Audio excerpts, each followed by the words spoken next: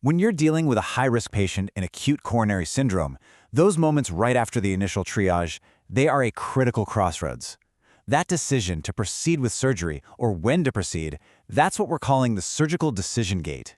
Today, we're going to break down exactly how a modern heart team navigates this incredibly complex choice to get the best possible outcomes for our patients. So here's our game plan. We're going to start with a tough patient case that really highlights the challenge. Then, we'll dive into the latest guidelines from both sides of the Atlantic, see how they apply to our patient's anatomy and risk, and then tackle that tricky DAP problem. Finally, we'll wrap it all up with a practical checklist you can use to guide these decisions every single time. All right, let's jump right in. The end-STEMI conundrum. The immediate crisis is under control, but now the really nuanced part begins. This is where we make the decisions that determine the patient's long-term outcome. So, meet our patient. Right off the bat, you can see several high-risk features. He's got type 2 diabetes, a known driver of complex disease. He has established coronary artery disease. And, critically, he's on ticagrelor, a potent P2Y12 inhibitor. And believe me, that last point is going to become very, very important. Okay, so the angiogram comes back and it confirms our fears. We're looking at complex multivessel disease. This isn't just about stenting a single culprit lesion, and that frames the two central questions for the heart team. 1. What's the best way to revascularize him, PCI or CABG? And 2. What's the optimal timing for that intervention, now or later? To answer those questions, we have to ground our decision in the best evidence we've got. So let's take a look at the latest major guidelines from the European Society of Cardiology and the American College of Cardiology/American Heart Association. These are huge because they give us comprehensive recommendations across the entire ACS spectrum. You know, what's really striking when you put these side by side is how much they agree on big principles, like complete revascularization. But the details, the nuances, that's where it gets interesting. Take a look at that last row, diabetic patients. The ACC-AHA guidelines now explicitly state a preference for CABG, that's coronary artery bypass grafting, over PCI for diabetics with multivessel disease.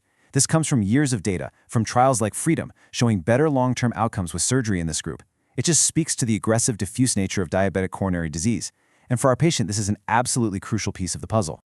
Okay, so now let's take that guideline framework and apply it directly to our guy, to his specific anatomy and his clinical risk profile.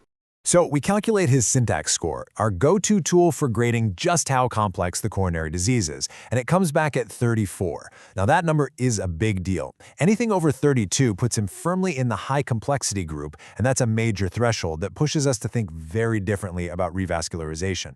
So when we start to weigh all the evidence, the scales just tip decisively towards surgery. I mean, look at this. Our patient checks 3 huge boxes that favor CABG: a high syntax score, he's diabetic, and he has extensive 3-vessel disease. For this exact patient profile, the data from those landmark trials is crystal clear. There is a long-term survival benefit with CABG over multivessel PCI. Okay, so the what is now clear, CABG. But the when? Well, that's where pharmacology throws us a curveball. And this brings us right to the DAP dilemma. We have to balance the patient's ongoing risk of another ischemic event against the very real bleeding risk from his antiplatelet therapy if we go to the OR. Dual antiplatelet therapy, I mean, it's the foundation of how we manage ACS medically, right? But taking a patient to surgery with full P2Y12 inhibition is a major hemostatic challenge. It dramatically jacks up the risk of major bleeding and the need for transfusions. So here's the protocol. First, we identify the specific drug. In our case, it's ticagrelor. Next, we check the guidelines for the recommended washout period. For ticagrelor, that's typically holding it for 3 to 5 days to let the platelets start working properly again. And this waiting period, this is the ultimate balancing act. We're weighing the benefit of less bleeding against the risk of waiting to revascularize a patient who is still unstable. And this quote just nails it, doesn't it? This is the core challenge for the heart team. It's not about a fixed number of days, it's about dynamic clinical judgment. It's also really important to remember evidence from trials like Rapid CABG, which suggests that for some very high-risk patients on ticagrelor, going to surgery after just 2 or 3 days might be okay. It might not increase major bleeding. This opens the door for a more individualized approach. So, how do we operationalize this whole complex process? How do we make sure we're consistent and we don't miss a beat? Well, we can distill it all down into a practical checklist, a kind of cognitive tool for the heart team to use right at that surgical decision gate. This checklist is basically our roadmap. Let's just walk through it real quick. First, assess the anatomy. What's the syntax score? Is it over that 32 threshold? Next, evaluate the whole patient. Think about diabetes, LVF, frailty, and their inherent bleeding risk. Third, choose the revascularization strategy. Based on those first 2 points, are we heavily favoring CABG? Fourth, review the DAPT. Which agent are they on and what's the washout? Then, plan the timing. And finally, and this might be the most important step of all, confirm heart team consensus. The best plan is one where cardiology, interventional, and surgery are all on the exact same page. So, we've successfully navigated the pre-operative decision gate. But the challenge doesn't stop there. It continues right into the post-operative period.